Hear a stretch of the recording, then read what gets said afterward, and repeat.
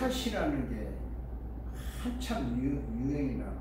그래서 그게 뭐냐니까 길 가다가 아주 요즘 스마트폰이 있으니까 눈에 띄는 것 사진 한 장 탁 찍고 그 사진 밑에다가 몇 자 이렇게 쓰면서 올리는 게 디지털 카메라 시야 기카시. 그게 뭐 인기가 좋고 그 전시회를 하고요.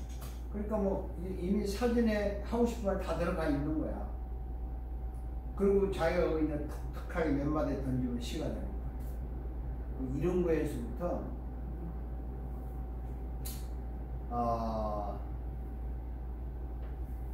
이름이 생각 안 나네. 한 줄 시. 일본에 굉장히 인기가 좋다네. 한 줄로 시를 쓰는 거야.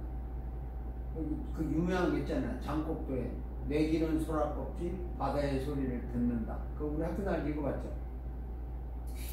아이고 시시한 학교 다녔네. 왜 그래요? 교과서에 나오잖아. 안 나오는 것 같은데. 목사님 세대하고 오? 그래? 우리 때하고 교과서가 다르다고 한 말 없고. 내 귀는 소라껍질 바다의 소리를 듣는다. 그것도 한 줄시거든. 장콕도 프랑스. 그게 세계적인 시잖아요. 그 내 귀가 소라껍질 바다의 소리를 다 듣는다. 뭐 어쨌든 간에 한 줄시가 유행이고 일본말에 뭐가 있어요. 그리고 짧은 시간이고 지하철 타잖아요. 지하철 서울 같은 데서 이제 예를 들어서 내 집에서 뭐 인천에서 탔다. 서울로 출근한다. 그럼 지하철에서 달리는 시간이 기껏해야 한 25분, 30분 아니야. 출근길 지하철은. 그 사이에 다 읽는 소설이 있는 거야. 그래서 이제 뭐 짧은 시인데 두 페이지가 넘지, 두 페이지, 세 페이지밖에 안 돼요. 지하철 앉아서 이렇게 전화기에다가 넣고 읽고 그런 시, 소설처럼. 소설이 너무 유명해. 또, 그 다음에 그 뭐지?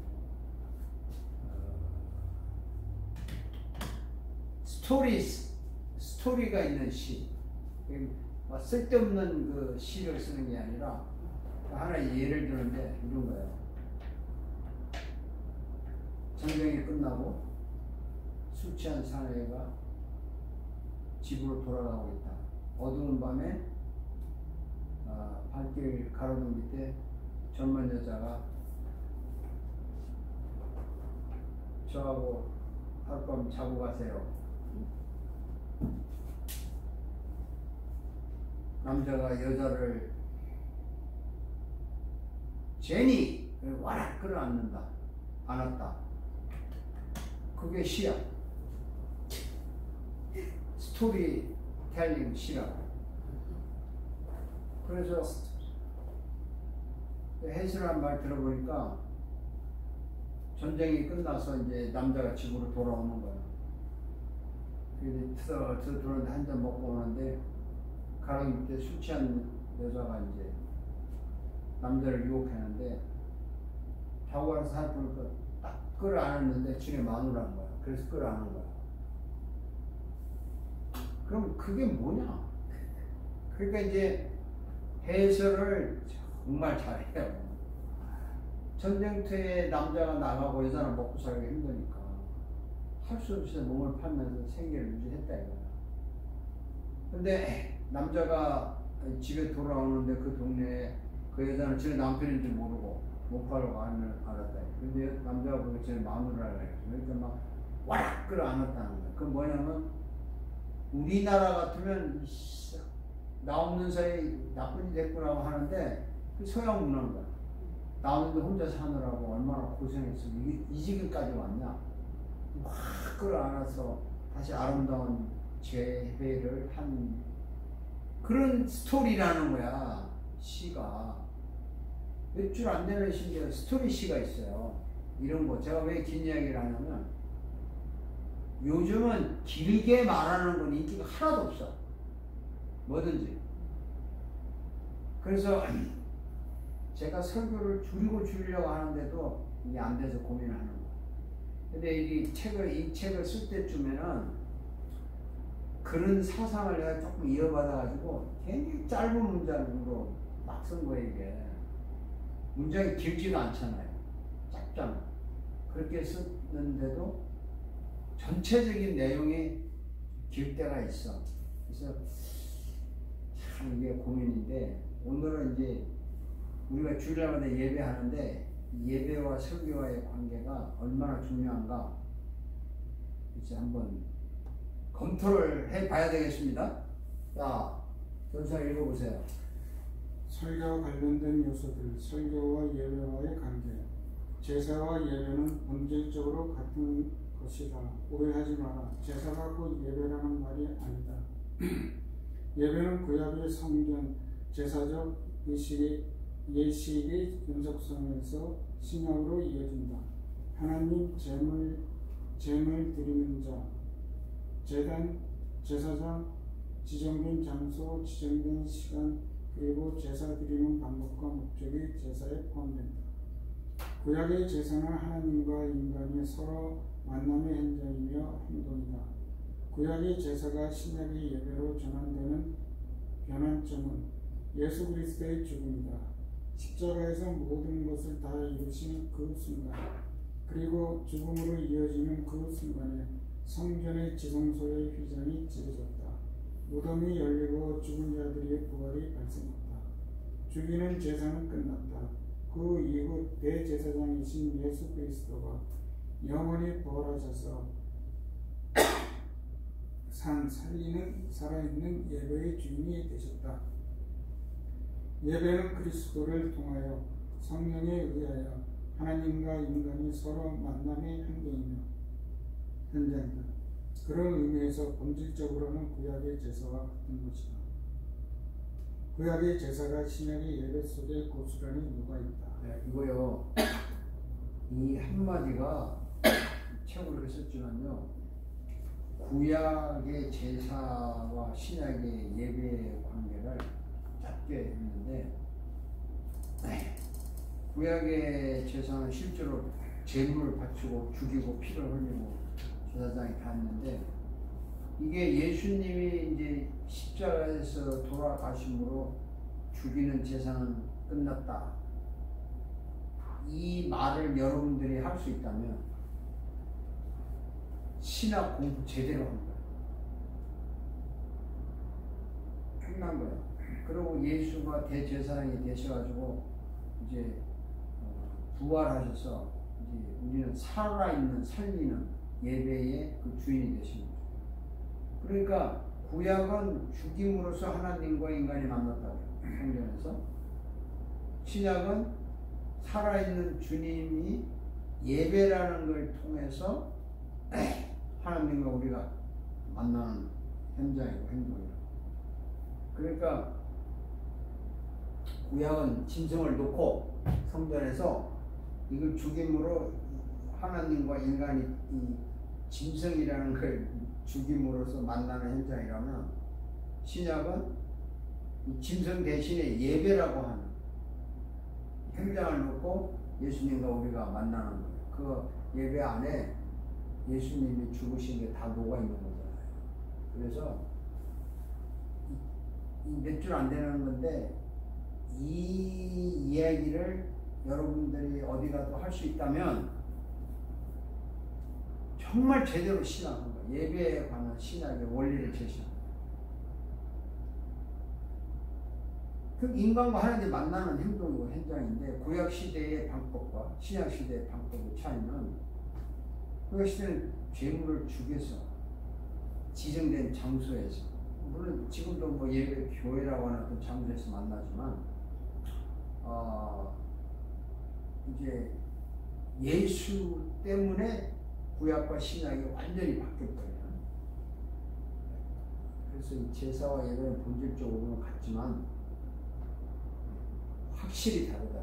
그 다음에 사모님 읽어보세요. 성전들이 예배한다. 부활하신 예수 그리스도부터 시작되는 예배는 구약의 제사에 포함된 모든 요소들이 다 녹아있다. 예수 그리스도는 제사장이며 어린 양 제물이며 성전이다. 동시에 구원받는 자 안에 거하시는 예수 그리스도의 성령으로 인해 구원받은 자도 객체의 성전이 된다. 그 성전들이 모인 것이 교회다. 예배는 교회에서 성장 구원받은 자들이 예수 그리스도를 증거하고 찬양하고 경배하고 높이는 거룩한 행동이다.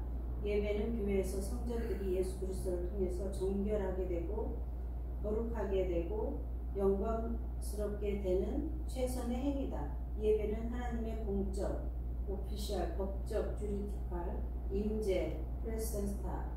예배는 하나님과 성전들이 만나는 신비로운 만남의 행동이며 현장이다. 계속 제가 신비로운 만남의 행동, 현장 이 말하는데 현장이라는 것은 장소잖아요. 그리고 행동이라는 게 있지 않습니까? 근데 여러분이 성전이라는 걸 다 아시는 거죠? 내가 성전이라는 다 아시죠? 내가 왜 성전이에요?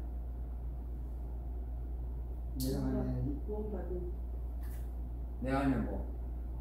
예수님이 계셔, 성령이 계셔서 성전이죠.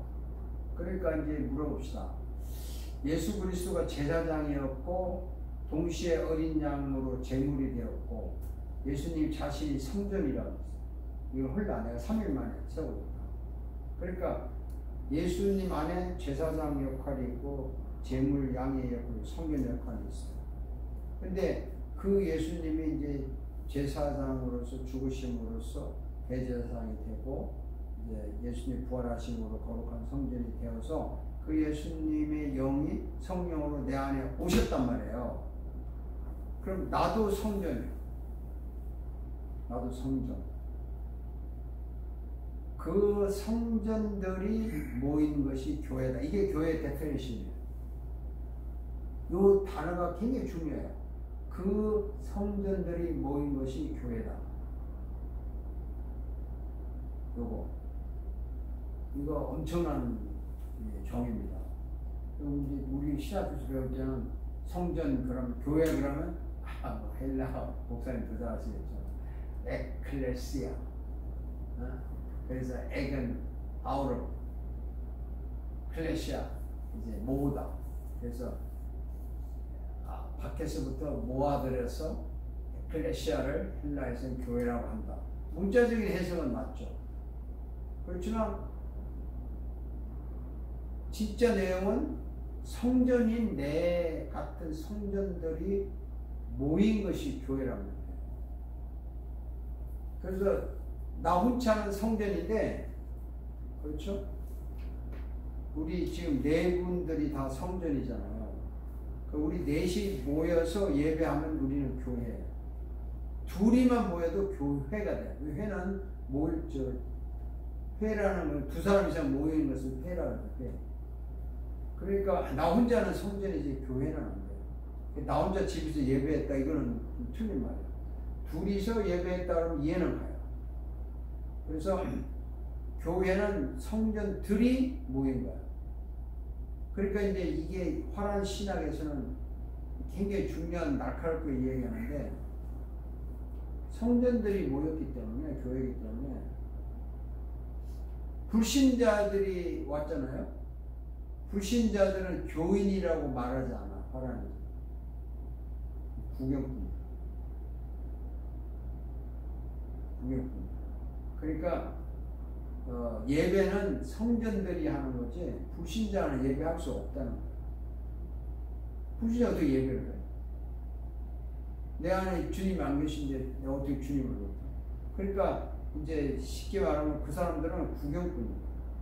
구경꾼들이 와서 예배하는 걸 보고 나도 예수를 믿어야 되겠다 해서 주님을 영접해서 이제 교인이 되는 과정으로 구경하라고 데려오는 거지 그 사람은 예배를 할 수 없다. 화란은 이렇게까지 갔어요. 이론적으로 맞잖아요. 그래서 옛날에는 한국 교회는 지금도 그렇겠죠. 세례교인 아니면 교인들 특별 자격증이 없잖아요. 안 주잖아요. 왜? 세례 받았다는 말은 성전이라는 교인의 자격이에요. 세례 안 받았으니까 너는 아직 성전이 아니다 이거죠. 특별권이 없다 이거죠. 그리고 세례 안 받은 사람 교회 직책을 맡을 수 없다. 그런 논리예요. 그러니까 뭐 성찬식도 하지 마라 이렇게 말까지 하는데 요즘 뭐 그런 거 안 따지죠. 지금 시대가 어느 시대인데 그냥 예수 믿고 구원 받았다면 세례 주고 가니까 뭐 엉망이지만 기본적인 걸 알아야 되죠. 그래서 예배는 성전들이 모여서 그리스도를 증거하고 찬양하고 경배하고 높이는 거룩한 행동이에요. 그리스도는. 또 예배는 교회에서 성전들이 그리스도를 통해서 내가 다시 정결하게 되고 용서받고 거룩하게 되고 성화되고 영광스럽게 되는 행동이에요.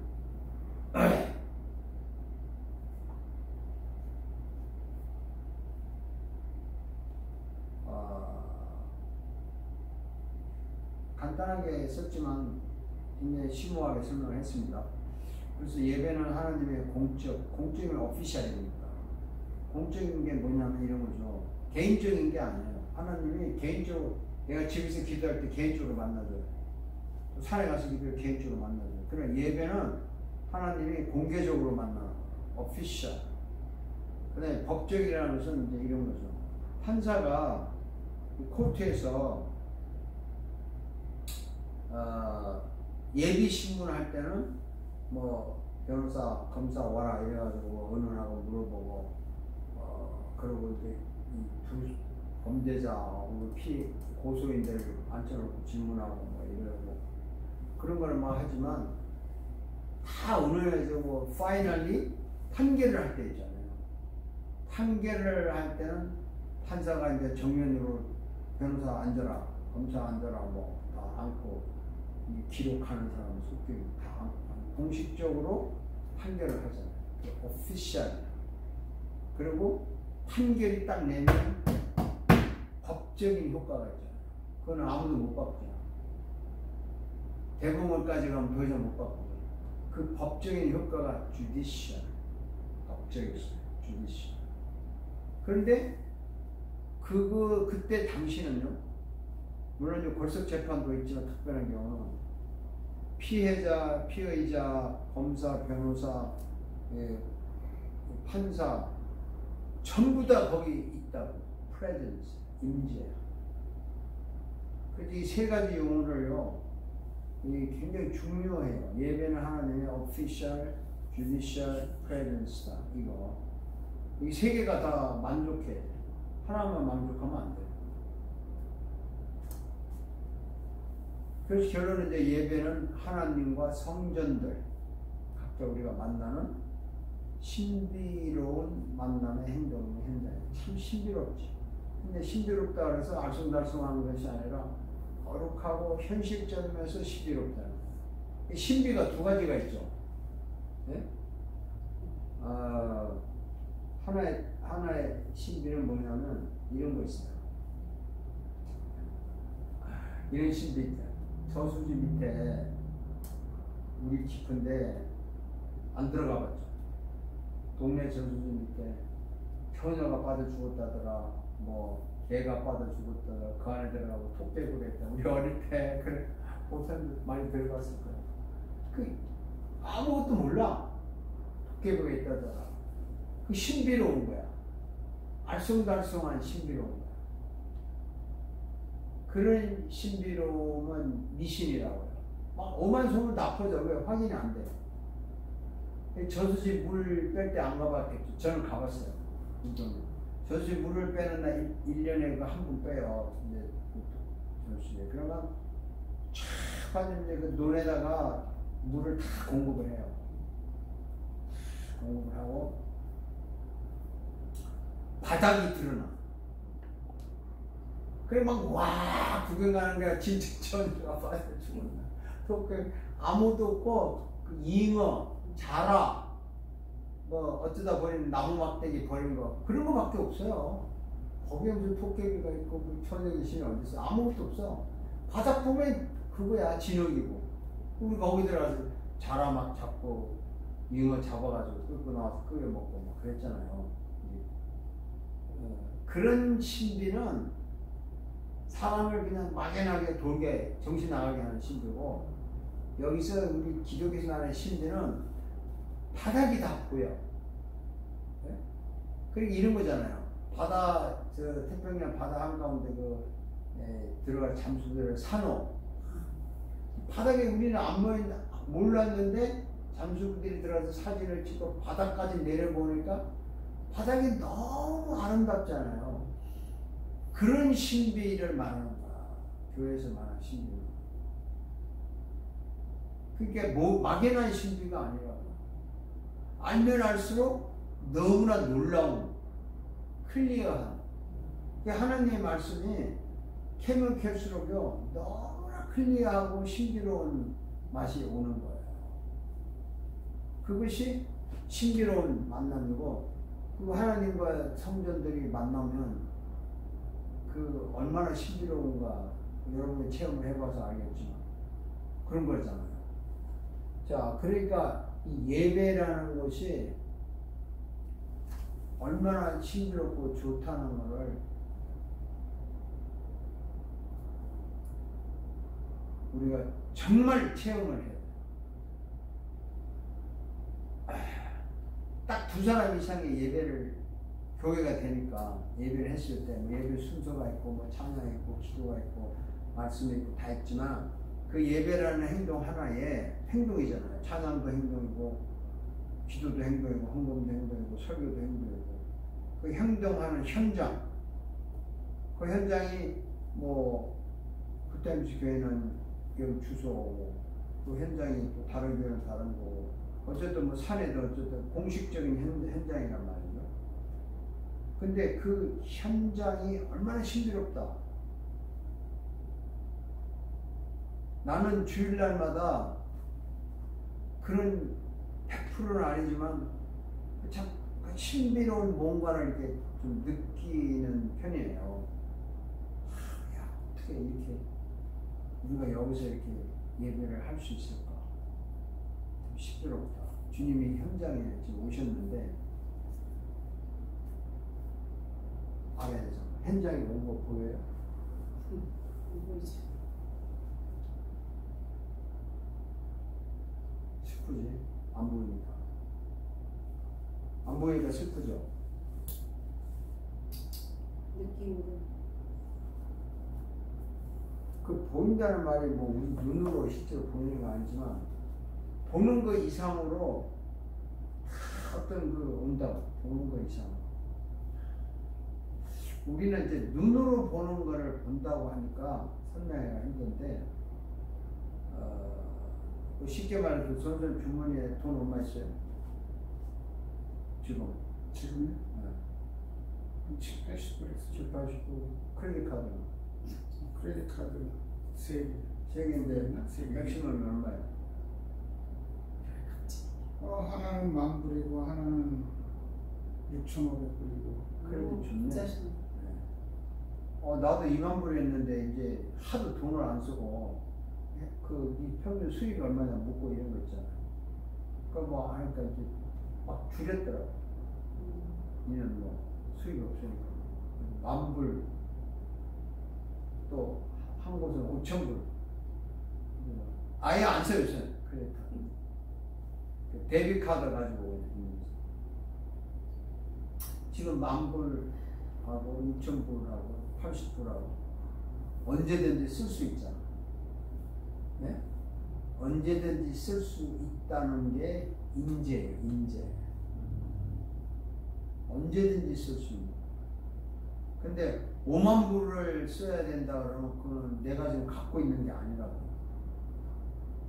그렇지만 5만 불을 쓰기 위해서 뭐 빌릴 수도 있고 또 뭐 다른 방법을 찾을 수도 있고 은행에 대출도 할 수 있겠지만 현재 나한테 없다고. 현재 예배 시간에 하나님이 현재 이곳에 계시는 거 내가 눈으로는 안 보이지만 지금 10,000불하고 6,500불은 눈에 안 보이잖아. 캐시가 보일 거 아니에요. 그렇지만 10,000불, 6,500불은 눈에 없어도 그 나한테 있잖아. 있잖아. 쓸 수가 있잖아. 당연히. 그 주님과의 임재가요 그런 게 있다니까. 예배 때 확실히 있다. 언제든지 꺼내 쓸 수 있는 거예요. 이거를 임재를 그 예배 시간에 임재하게 돼 있어요. 오피셜리, 주디셜리 그 임재하게 되어 있는데 그거를 체험하는 사람이 있고 못하는 사람이 있는 거야. 슬픈 거지. 오순절 때 우리가 추측할 때 그 몇 명이었어요? 120명이라고 대화하잖아요. 거기에 보면은 각 사람에게 임했다고 그랬어. 각 사람에게 임재한 거야. 다 아는 거야. 그게 성령 충만한 거야. 근데 우리 주일날 예배할 때 각 사람에게 임재를 이렇게 하시면 좋은데 어떤 사람에게는 하고 어떤 사람에게는 안 한다는 거지. 실제로 주님은 임재하기를 원하잖아. 또 어쩌면 임재하셨는데 우리의 어떤 그것이 그걸 못 느끼는 거야. 슬프죠. 슬프죠. 그러니까 지난 주일날 지난 주일인가? 지난주에 최상준 교수님 졸업했나요? 오래된 거. 그분이 용감하게도 끝나고 나서 피드백을 받고 싶대요. 아니 뭐 최 박사님 저한테 피드백을 받는다고 내가 뭐 쪽팔리게 명색이 템플대학에 정치학 박사 받은 분이 저한테 아니라고 피드백이 필요하다고. 그래요? 그래서 나사로가 살아난 것에 대한 이야기를 하셨는데 그 자리에 이제 마지막에 주님의 무덤에 들어가고 나사로하고 이제 바꾸는 말을 하셨다. 내 생각에는 그 말씀에 대한 강조가 너무 짧았다. 그러니까 일종의 그냥 결론적으로만 이렇게 하는데, 그러면 주님이 나사로의 그 상징적으로 무덤을 꺼내고 자신이 가셔서 우리를 살렸다고 하는 것이 설교의 반은 차지해야지. 앞에 그냥 오만 거 다 하고 결론이 너무 짧아서 이 시간을 이만큼 늘리고 앞에 걸 줄였으면 더 임재를 체험할 수 있는 기회가 많았을 것이다. 이렇게 얘기를 했어요. 아, 그러나. 설교 편집이 되면 좀 보내다가 편집하려면 몇 개월 기다려야 돼요. 요즘에 그 하시는 분이 이렇게 바빠가지고 우리 한나한테 말하니까 목사님 죄송해요. 빨리 할게요 하면 좀 지목구사하게 바쁜데 어떡해. 그 편집 한나가 실력이 있는데도 한 6시간 걸린대. 주려고 성경 구절로. 그래서 제가 금년 기도 제목이다. 금년에 고울이 뭐냐면 내가 유튜브를 편집을 하리라. 그래서 얘들 말 들으면 애플을 사야 된다. 애플 컴퓨터. 애플에서 파이널 컷을 해야 문제도 안 생기고 아주 프로페셔널하다 그러는데 조금 전문가들은 아무거나 해도 돼요. 그냥 뭐 어렵게 하려고 하세요. 이런단 말이에요. 그래서 저는 이제 좀 잘하는 목사님께 했더니 그냥 자기는 캣컷으로 하는데 캣컷으로 하는데 쉽게 하시라고 할 필요 없다. 나중에 프로페셔널 뭐라고 이러는데 하여간 그 임재를 체험을 하게 하려면은 주님에 대한 이야기가 실감나게 부딪혀와요. 그러니까 예배 시간에 참 이게 제가 고민해요. 목사로서. 여러분도 고민할 거야. 내가 그 임재를 왜 체험 못하고 예배를 마치나. 뭐 그렇게 고민한 적 있어요? 많이 하죠. 네? 목사님 설교 듣고 제가 걸으면서 많이 반성도 하고 도전도 받고 이렇게 하죠. 왜 저분 예수님에 대한 그런 것들이 있는데 왜 나한테는 그것이 없나부터 시작해가지고 아직도 없어요? 그 목사님만큼은 제가 못 되죠. 그게 저한테는 도전이죠. 나만큼이라는 뭐 기준이 있나? 아니 저희 항상 설교 시간마다 예수님에 대한 걸 강조를 하시고 가슴에다가 그냥 막 올려 퍼쳐 주시는데 그 왜 자기한테는 그게 없다고 생각해요? 디스커션 하는 거예요. 왜 그러면 신비로운 만남인데 신비로운 만남의 행동이고 현장인데 왜 나는 그렇지 않아? 제가 너무 강박해서 그런 것 같아요. 이 사람은 부드럽게 생겼는데 제가 고집이 좀 세서 그런 거예요. 한 고집이 있거든요. 두 가지예요. 일단 나한테 계셨다는 것이 쉽게 말하면 주님이 나한테 오셨단 말이에요. 이거는 경험이면서 역사잖아, 역사. 오셨잖아. 정말 오셨나? 예수님. 우리 집을 방문했냐, 이 말이에요, 예수님. 방문해가지고 지내다 보니까 옆에 있어도 있는 것처럼 못 느끼고 내가 살았구나. 문 앞에서 마당에서 실컷 나가고 놀다가 그냥 가신 거냐? 이걸 생각을 해봐야 돼요. 네? 그러니까 매일 우리 교회 놀러와. 놀러와서 커피한테 갔다가 그냥 가셔. 나하고 사는 건 아니야. 그러니까 그런 분이냐? 아니면 아예 우리 집 와서 밤에도 잠을 같이 자는데 하도 이제 같이 지내다 보니까 뭐 있는 둥 없는 둥 모르고 내가 지낼 때 있는 그런 거냐. 그 생각을 해보셔야 돼요.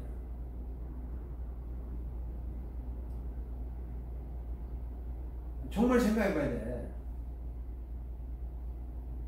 지금 사모님은 이제 안 계시잖아. 없는 거라고. 근데 옛날에 살아있을 때는 뭐 아파서 간호를 하고 뭐 해서 계속 집에 있지만 어떤 때는 그냥 밖에 나가서 딴 일을 하다가 잊어버릴 때도 있지만은 집에 계신다는 것을 확인이 된단 말이야. 왜 집에 있으니까. 잠시 나가서 잊어먹고 바쁘고 돌아다니다가도 또 오면은 또 생각이 나고 이게 내 안에 계시는 분인데 그런 식이냐? 아니면 계속 우리 집 문 앞에 와서 놀다가 즐겁게 놀다가 그냥 또 빠이빠이 하고 나 혼자 자고 그랬냐? 이거 문 앞에 요한계시록 3장 22절에 보면 이거 있잖아. 내가 문 앞에 서서 두드리는 이게 뭐 계속 지금 문 앞에서 놀다 가신 분이냐? 그 강박한 거하고는 달라요. 다르다고. 강박하지도 않은데 스스로 강박이라고 하는데 강박이라는 단어는 누구한테 쓰는 줄 아세요? 저 같은 사람한테 쓰는 것 같아요. 이스라엘 백성 목이 곧은 네, 제가 목이 곧죠. 강박하다 그랬거든요. 목이 곧고 강박하다. 그 사람들은 나라가 망할 때까지 안 돌아왔다고. 그런데 제사 지내고 성전에 가서 할 거 다 했다고. 그런 사람 보고 하는데 그건 아니죠. 그러니까 우리가 내 안에 주님이 오셨다고 할 때 성전인데 내 안에 살면서 내가 이렇게 뭐 가끔 잊어먹고 실수하고 하는 거냐?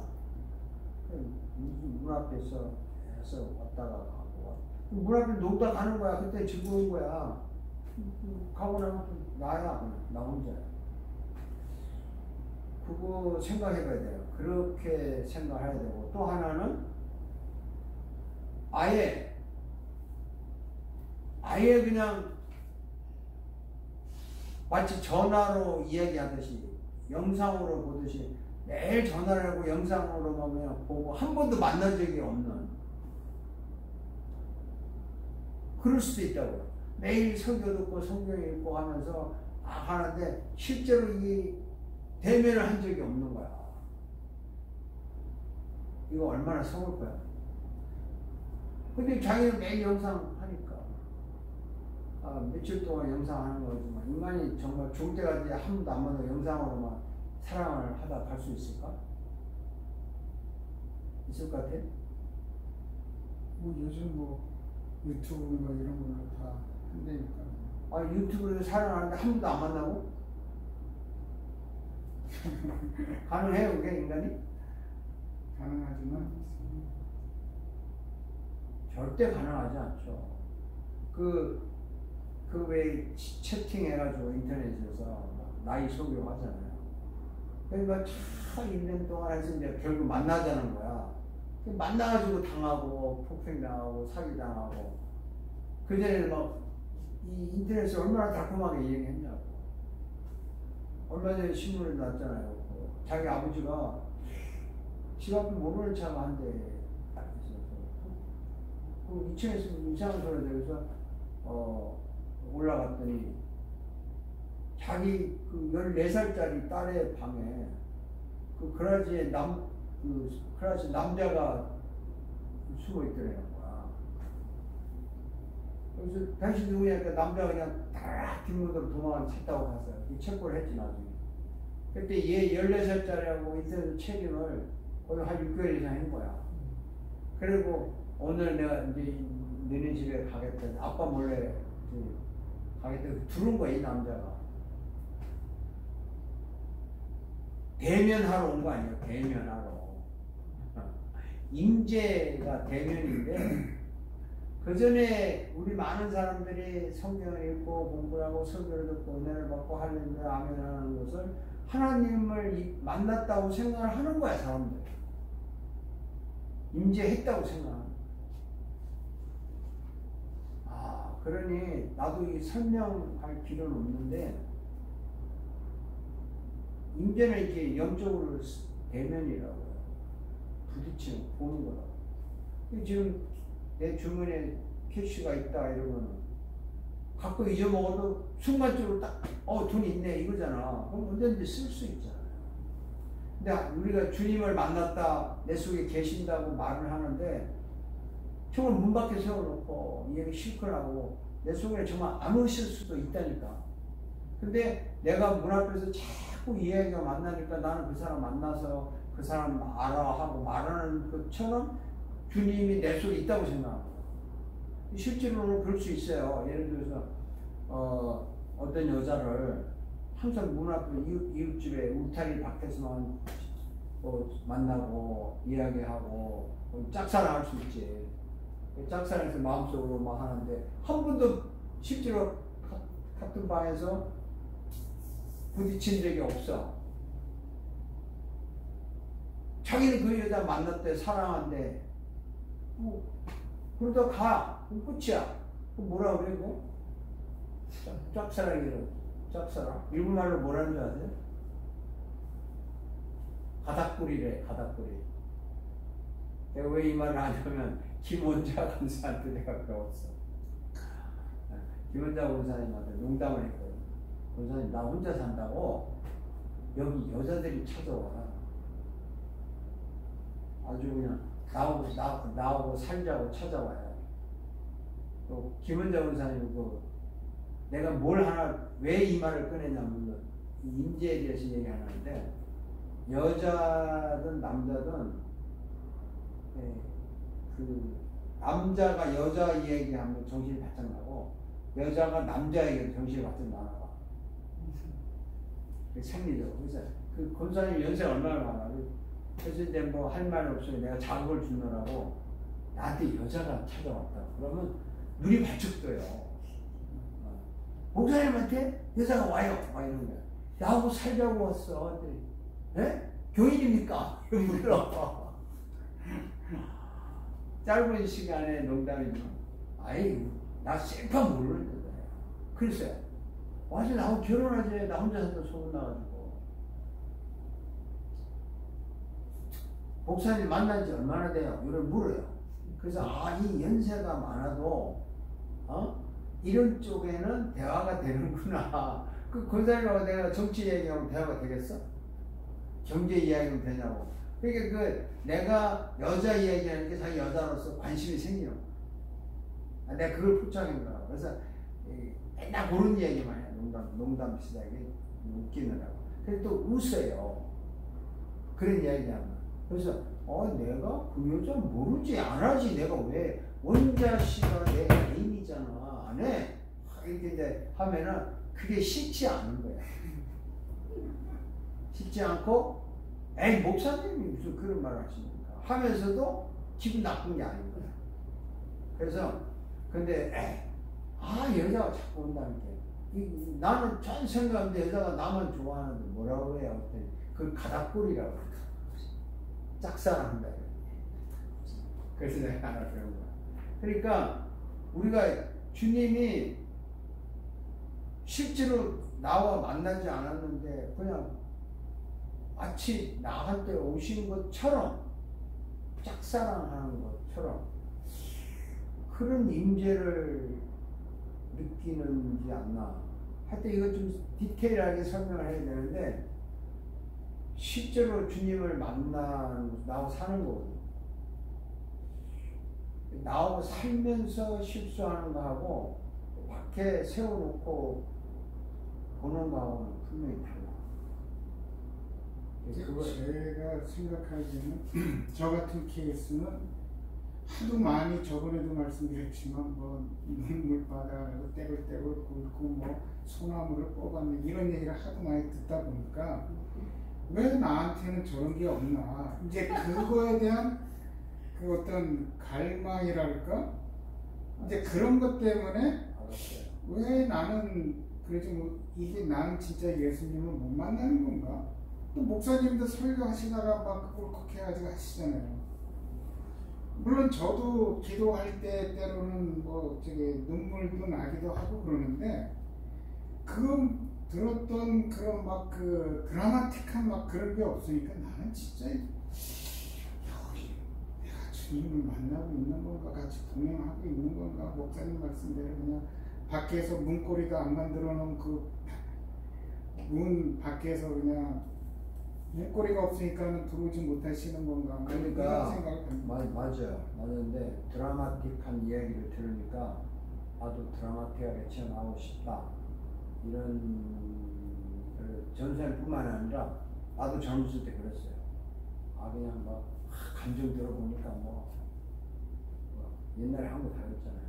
80년대는 깡패가 돼야 예수를 믿고 90년대는 연예인이 돼야 예수를 믿고 그리고 2000년대는 이제 그 제자 훈련을 받아야 예수님이고 또 그 다음에는 이제 죽을 병에 걸렸다가 나아야 예수 이런 드라마틱한 것만 간증하고 다녀. 그러니까 다들 이렇게 하나 그러고 헷가닥 해야 되고 한번 깨져야 되고 이러는데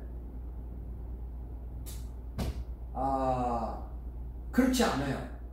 단호하게 말씀드리지만 주님이 나한테 소리 없이 비둘기처럼 고요하게 내 마음속에 오실 수도 있고 진짜 강팍한 나를 어떤 충격적인 사건을 만들어서 그 사건에 의해서 내가 그냥 항복을 해서 정말 항복을 해서 내 속에 오실 수도 있고 또 어떤 때는 그냥 설교를 듣는데 나도 모르게 나의 가슴이 말씀에 돼가지고 눈물이 나고 회개가 나오면서 나한테 오실 수도 있고 다 달라요. 다 다르기 때문에 어떤 그런 감정 드라마틱한 거 듣고 그걸 기준으로 삼는 것부터가 잘못된 거예요.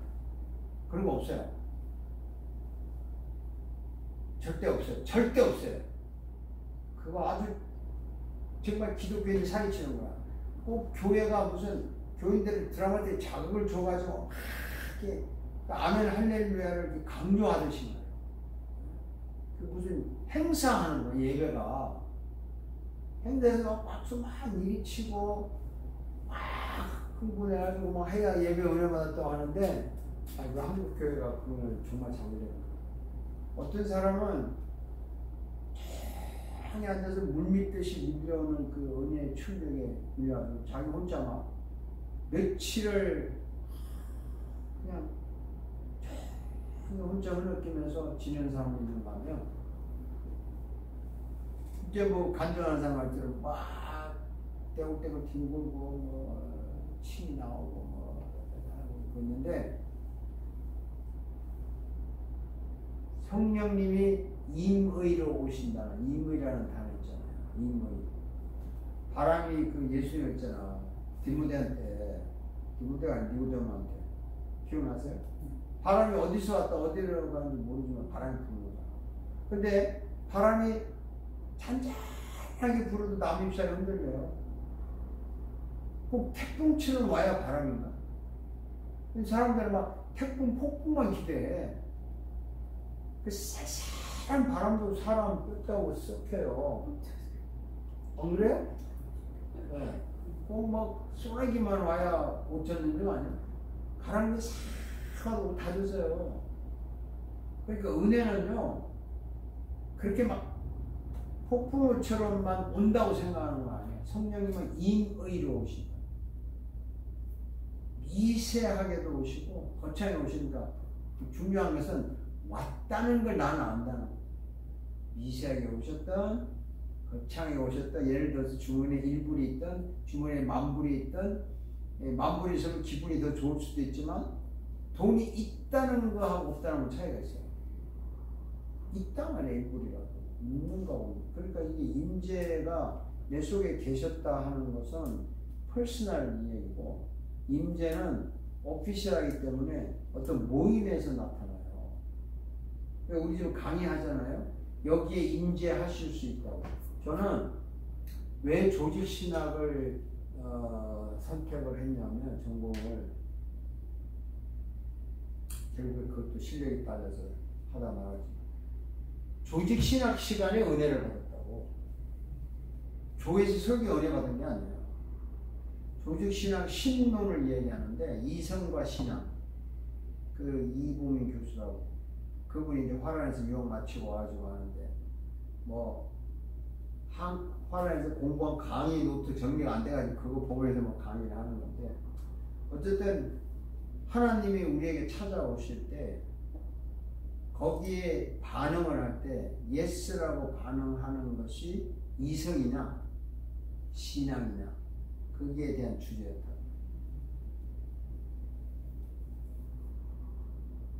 근데 하나님이 나에게 조성아 불렀을 때 네 하고 대답하는 것은 이성이 아니다는 거야.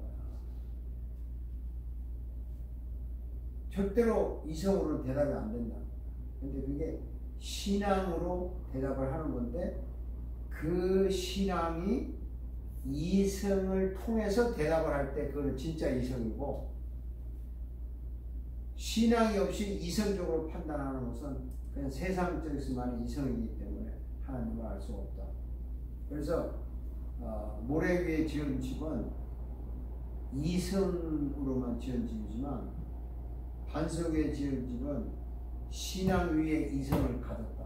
이런 강의를 복잡하게 하는데 내가 그때 딱 느낀 거야. 아, 신앙이라는 것은 하나님이 불렀을 때 예라고 대답하는 살아있는 이성이었구나. 그걸 딱 깨달았어요. 그래서 그 페이퍼 쓸 때도 그걸 써가지고 교수님 보였더니, 어이 조든사 이렇게 깊이 있게 연구를 하셨네, 뭐 이런 말 들었는데, 그분이 그거를 미국에 와서 만났는데도 그때 그 이야기를 나한테 하시더라. 어떻게 이렇게 깨달았냐. 나는 그때 은혜를 받았어. 임재를 느꼈다고. 그러니까 꼭 예배 시간만은 아니에요. 그래서 나는 신학교에서 중생하는 사람 많다고 봐요. 그냥 신학을 왔는데 정말로 이 주님의 그 내 속에 들어오심을, 거듭남을 체험하는 것, 신학교도 가능하다. 그러니까 신학교 강의가요, 그냥 강의로 하면 안 되는 거야. 설교 이상으로 사람을 변화시키는 강의를 해야지, 뭐 그냥 지식 전달하고 그런 건 아니라고 봐요.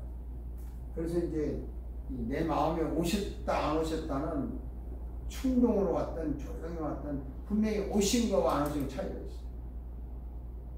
오셨을 때 같이 사시면서 의식을 안 할 때도 있고 할 때도 있고 하는 거하고, 아니 그냥 계속 문 밖에서 그리워하고 멋지게 보고 뭐 이런 거 하고 다르잖아요. 그걸 이제 본인이 강팍하다는 것이 뭔가 다시 연구하세요. 저도 뭐그 강팍하지는 않은 것 같은데 뭔지를 모르겠어요. 모태 신앙으로 태어나가지고 그냥 그렇게 살았잖아요.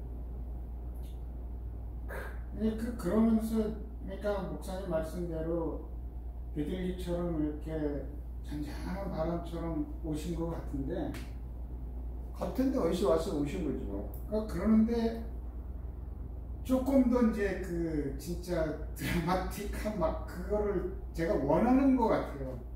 그런 걸 원하지 말아요. 그리고 이렇게 지나면서 또 어느 순간에 보면은 누가 저한테 네가 아는 하나님은 어떤 분이냐 물어본다면 나는 나를 감찰하시는 분이다 이렇게 얘기를 할 수가 있더라고요.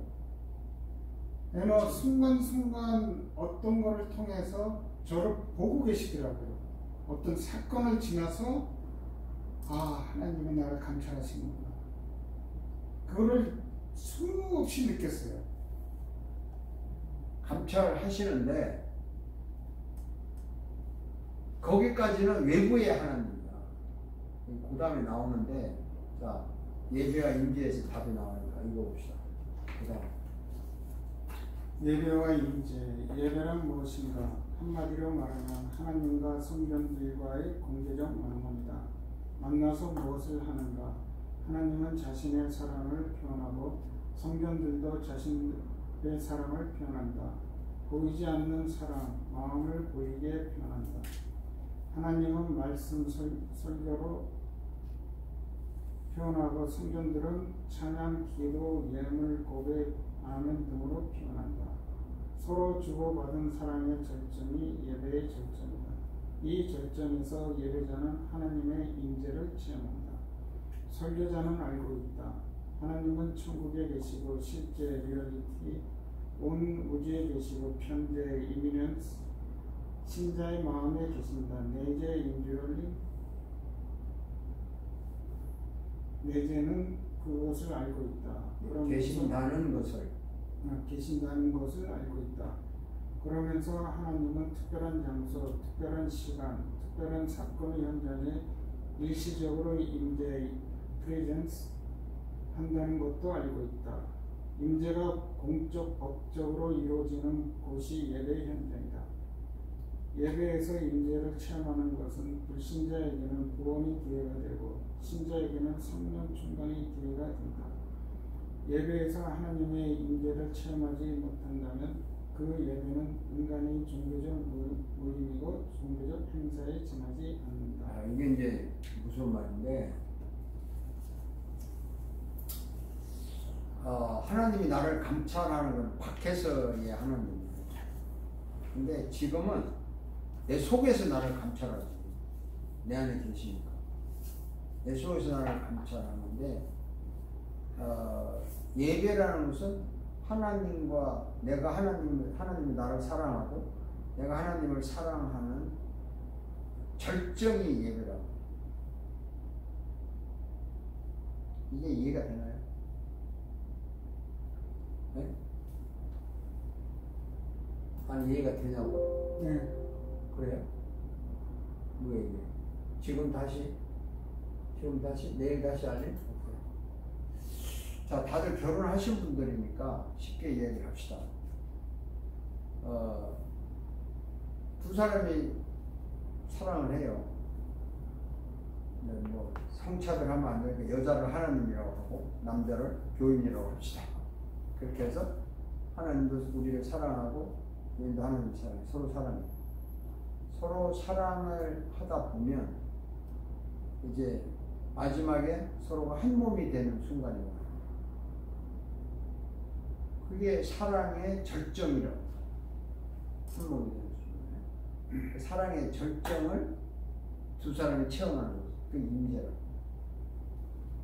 에베소에서는 그리스도와 교회를 신랑과 신부로 비유했죠. 그러니까 그리스도는 신부는 몸을 내주고 신부는 그리스도를 사랑하는데 두 사람이 서로 사랑하기 때문에 이게 신비롭더라.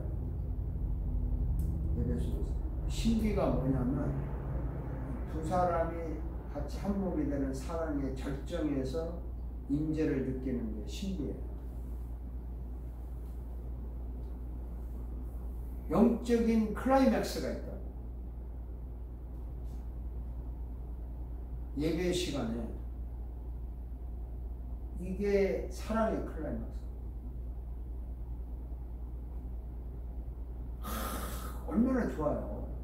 뭐 육체적으로도 부부가 클라이맥스를 하고 나면 기분 좋은데 영적으로도 주님과 내가 영적인 클라이맥스를 하면 얼마나 좋겠냐고.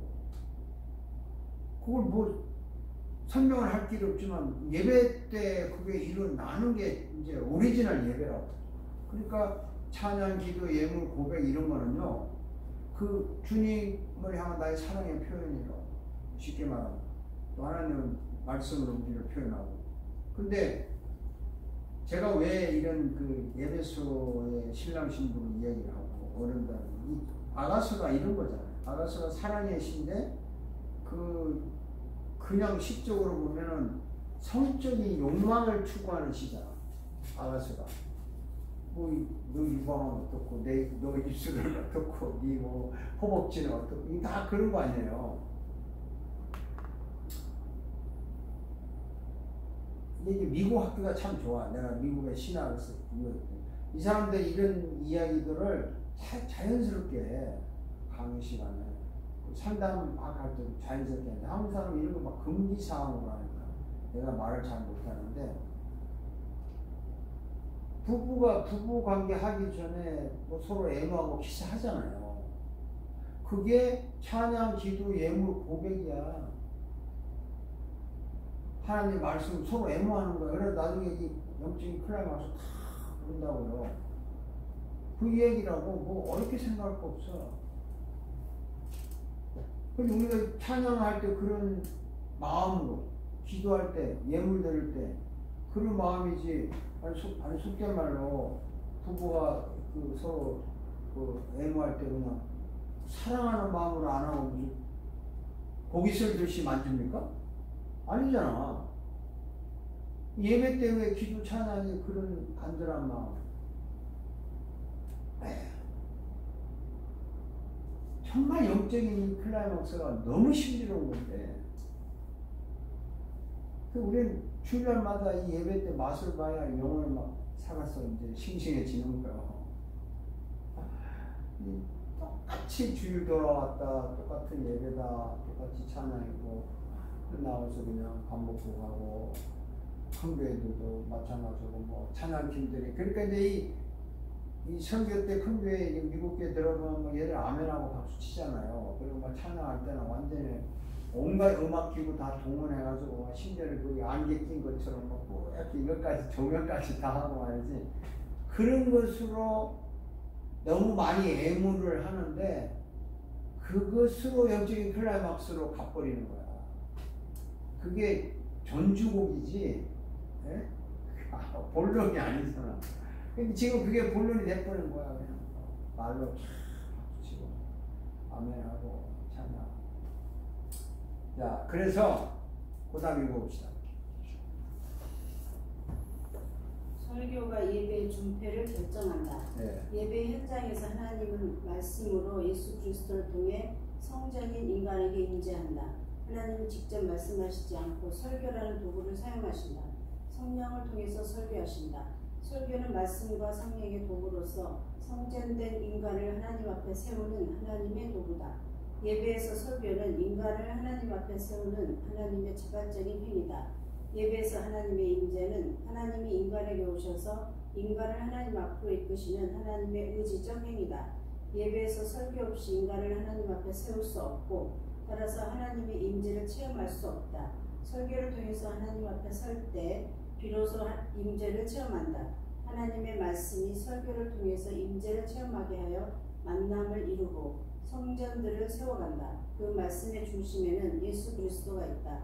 예수 그리스도가 중심에 있는 설교, 하나님의 사람을 이끄시는 하나님의 설교에 하나님이 임재하신다. 설교가 예배 종패를 결정하는 이유가 여기에 있다. 그러니까 우리가 설교하는데 설교를 할 때 인간이 하나 앞에 딱 서는 거예요. 그래서 이 인간을 하나 앞에 세우는 자발적인 행위인데 이 말씀 앞에 딱 우리 하는 눈에 안 보이잖아요. 그러니까 말씀을 들을 때 내가 그 말씀 앞에 서 있는 거예요. 그때 그 하나님의 말씀이 설교를 통해서 나의 심령을, 영혼을 이제 막 만족하게 하고 내 영혼을 기쁘게 하고 내 영혼을 울리게도 하고 뭐 통회하기도 하고 이렇게 하나님의 그 어떤 느끼는 거예요. 그래서 그 말씀이 나에게 내 인생을 또 한 번 소용돌이 치는 거죠. 부드럽게 하는 크게 하다. 그러니까 말씀인데 사실 예배 시간에 말씀은 설교잖아요. 그러니까 설교자가 이걸 알고 설교를 해야 되는 거야. 내가 지금 이 사람들을 하나님 앞에 세우는데 내가 하는 이 설교가 이걸 통해서 하나님의 임재를 체험하게 해야 되기 때문에 뭐 이 기도, 찬양 이런 것은 하나의 준비 작업이고 사실은 그것도 중요하지만 내가 하는 이 설교가 어쨌든 예수 그리스도를 전하는 게 핵심인데 예수 그리스도의 어떤 모습, 어떤 부분, 어떤 행동을 어떻게 전하든 간에 그 설교를 통해서 하나님이 오는 거예요. 말씀을 받아들이면 다시 하나님을 인지하는 거예요. 내 속에 계신 하나님이 공개적으로 이 자리에 온다 이 말이에요. 이 말 정말 하기도 재밌는데 이제 브레이크 타임 합시다. 커피 한잔 하고 너무 심각해져.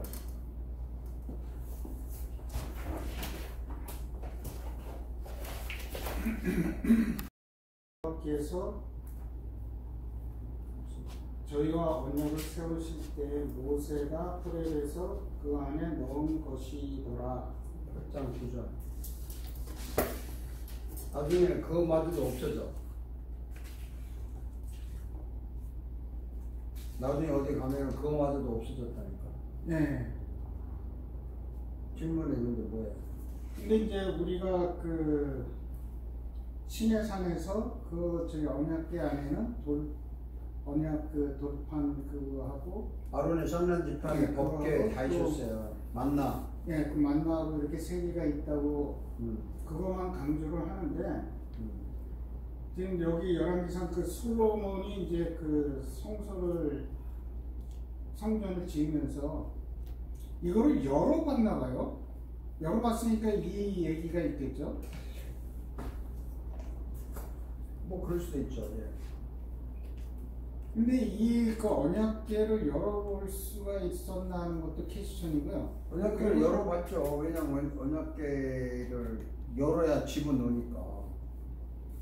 아니 원래 이제 그 딱 대고 그것이 덮어진 상태에서 계속 그것을 그 보존하고 그랬던 거 아니에요? 덮어 상태에서 보존했지만 그 위에서 피를 뿌리고 이렇게 해서 여러 제사장이 들어가서 여러분이 이 언약궤가 사사기에 보면 뺏겼잖아.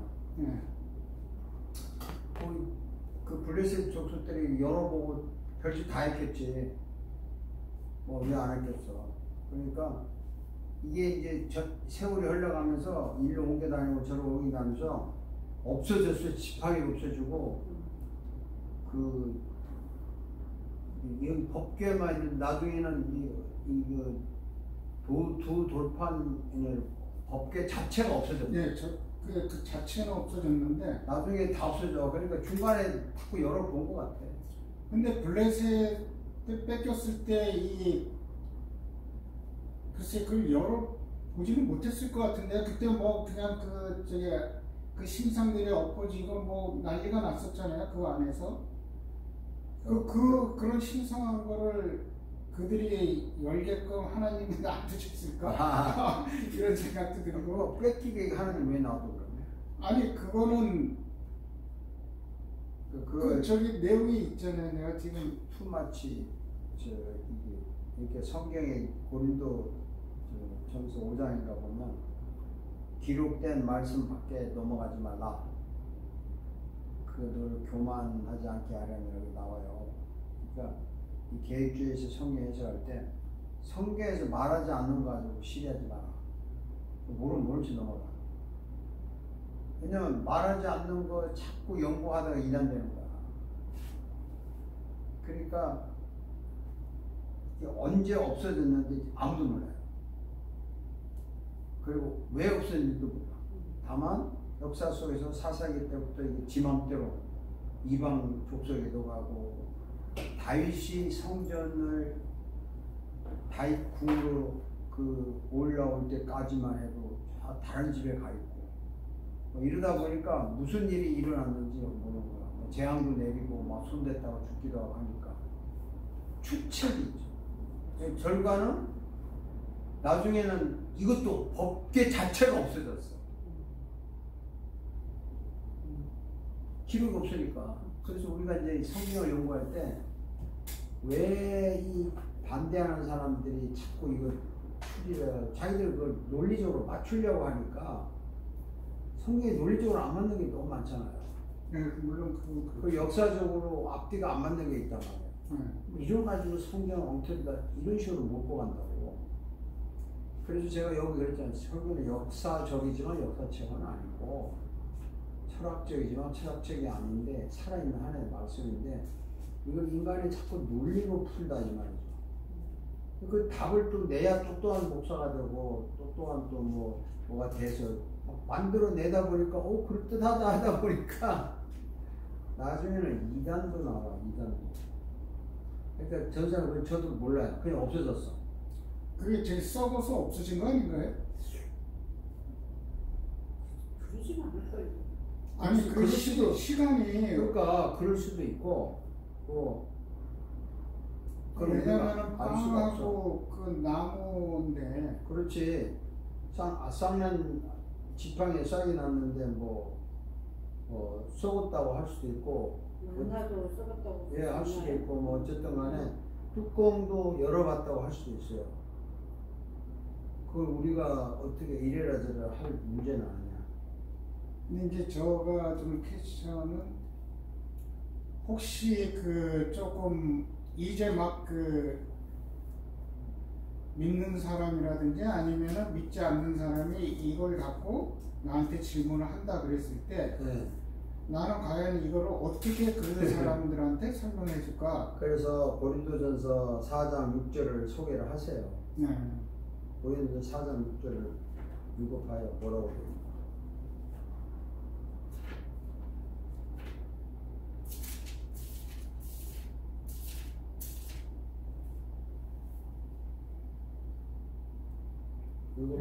형제들아 내가 너희를 위하여 이 일에 나와 아볼로를 가지고 몸을 보였으니 이는 너희로 하여금 기록한 말씀 밖에 넘어가지 말라 한 것을 우리에게서 배워 서로 대적하여 교만한 마음을 먹지 말게 하려 함이라. 그러니까 기록된 말씀 밖에 넘어가면 아는 척하고 교만해져.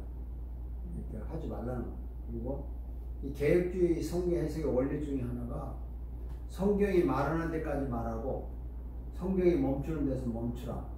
이게 있어요. 그러니까 성경이 말 안 하는 것은 하지 말라는 쪽은 개혁주의고 성경이 말을 안 했기 때문에 네 맘대로 하라고 하는 게 캐톨릭이야. 말 안 했으니까 해도 된다. 이렇게 풀어가요. 자유주의 신학자들도 똑같아요. 말 안 한 거니까 뭐 해도 되지 않냐. 그러니까 이 개혁주의 신학은 말 안 한 거는 하지 마. 이렇게 가르치는 거야. 그래 이제 제한이 오는 거야. 그리고 우리 교통 신호를 지킬 때 규칙이 없는 거는 지 맘대로 하라고 하기 시작하면요 그런 의미가 아니잖아. 중요한 것만 규칙을 만들고 그 외에는 이 규칙 안에서 놀아라 이런 의미인데 규칙이 없는 거잖아. 내 마음대로 할 수 있다. 이게 이제 방종이라고. 사회가 다 깨져. 그래서 기독교에서 말하는 이 기독교 윤리가 굉장히 좋은 것 같아요. 그러니까 말하지 않는 거 괜히 나서서 설치지 말아야 돼. 말하는 것까지만 해도 충분하다. 요한복음에 보면은 요한복음 20장에 그 대단원의 결론을 내리잖아요. 단순히 요한복음에서 진행될 거나 이건 대단원의 막을 내려야 되는 이유가 있다고. 요한복음 20장도 보세요.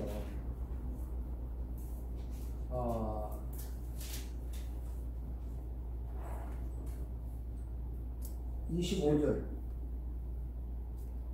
다른 제자들이 그에게 이르되 아니 요한복음 20장 30절. 30절이죠. 예수께서 제자들 앞에서 이 책에 기록되지 않은 다른 표적도 많이 행하셨으나 오직 이것을 기록하면 너희로 예수께서 하나님의 아들 그리스도이심을 믿게 하려 함이요 또 너희로 믿고 그 이름을 힘입어 생명을 얻게 하려 함이니라. 다른 거 다 많은데 이것만 기록했어. 그러니까 다른 거 알려고 하지 마. 이거 하나라도 하나님의 아들 그리스도 믿고 그 힘을 믿어 생명을 충분히 얻고도 담아. 그래서 이걸 필요 충분이라고. 그리고 21장 25절도 봐요.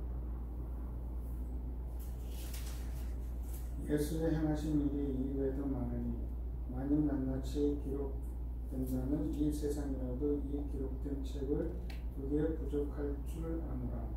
많다니까. 굉장히 많은데 왜 기록 안 된 걸 가지고 사람들이 뭐 마가복음이 누가복음이 바나바복음이 뭐 어쩌고 막 찾아가지고 오만 이 잡소리를 자꾸 하는 거예요. 순수하게 먹물을 이 맑은 물에 먹물을 자꾸 타는 거야. 근데 그런 질문을 진짜 사람들이 많이 한다니까. 그래서 요한계시록에 마지막에 다 이제 또 엄청나게 끔찍하게 하잖아요. 마지막 21장.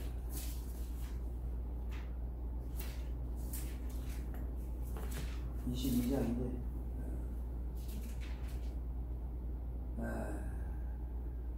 18절 읽어봐요. 내가 이 책의 예언의 말씀을 듣는 각인에게 증거하노니 만일 누구든지 이것들 외에 더하면 하나님이 이 책에 기록된 재앙들을 그에게 더하실 또 19절. 만일 누구든지 이 책의 예언의 말씀에서 제하여 버리면 하나님이 이 책에 기록된 생명나무와 및 거룩한 성에 참여함을 제하여 버리시리라. 더하고 제하고 더한다는 말은 붙인다는 거고 제한다는 뺀다는 얘기인데 이 말씀 외에 더하지도 말고 여기 있는 거 빼지도 말라 이 말이거든요. 그러면 쉽게 말해서 지옥 보낸다 이 얘기잖아. 그러니까 그런 질문을 하는 사람 되게 많아. 대답 안 하면 내가 멍청한 것 같으니까 뭔가 대답하려고 머리를 굴려. 그러다가 지옥 갈 소리 하는 거야. 겸손하게 이런 구조 딱 되면서 성경에 말하는 것까지만 믿고 이것만 해도 예수 믿고 천국 가고 복 받기 충분하니까 쓸데없는 생각하지 마. 이러고 덮어야 돼. 그게 제일 좋은 답변이에요. 이해가 됐습니까? 네. 자, 마지막 이거 읽고 마칩시다. 74페이지.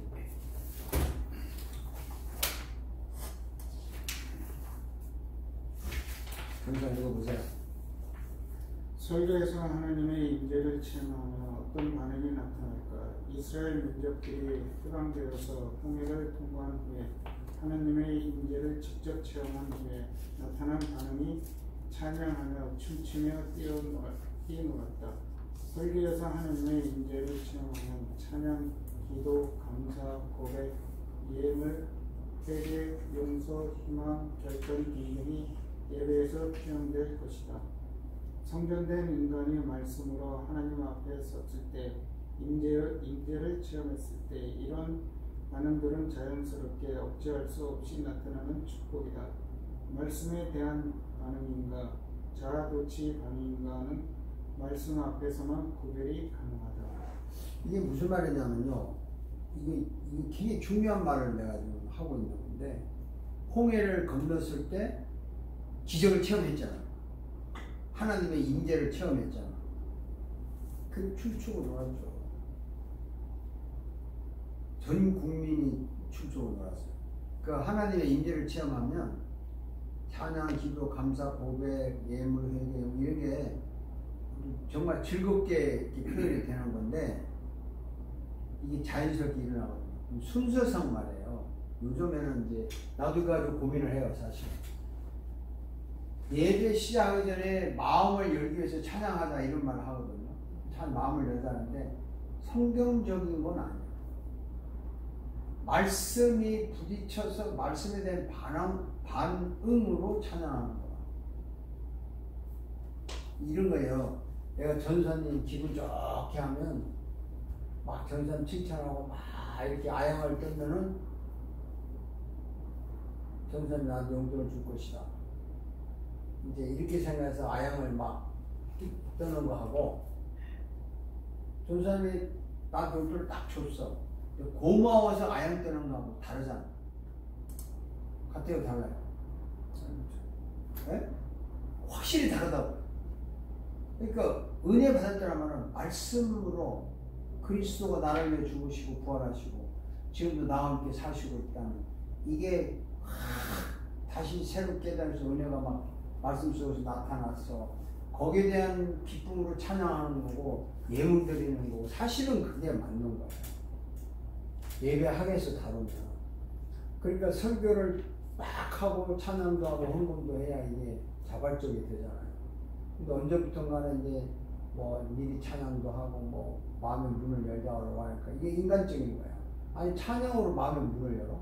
물론 예수를 믿으니까 찬양해도 기쁨이 넘치지만 그때그때마다 마음의 문은 우리는 항상 열려있지만, 예배는 말씀으로 우리를 쫙 열고 홍해 발렛을 갈고 그 다음에 건너가서 춤추는 거라고. 근데 이제 한나시고 마지막 찬양 성경에 맞게 뭐 고르기가 힘드니까 하지만 마지막 찬양이 피날레인데 클라이막스인데 그럼 힘드냐? 네 알았어요 하는데 이게 안 되는 거야. 한감 못 부르는데 얘들도 아직 그 감각이 없어요.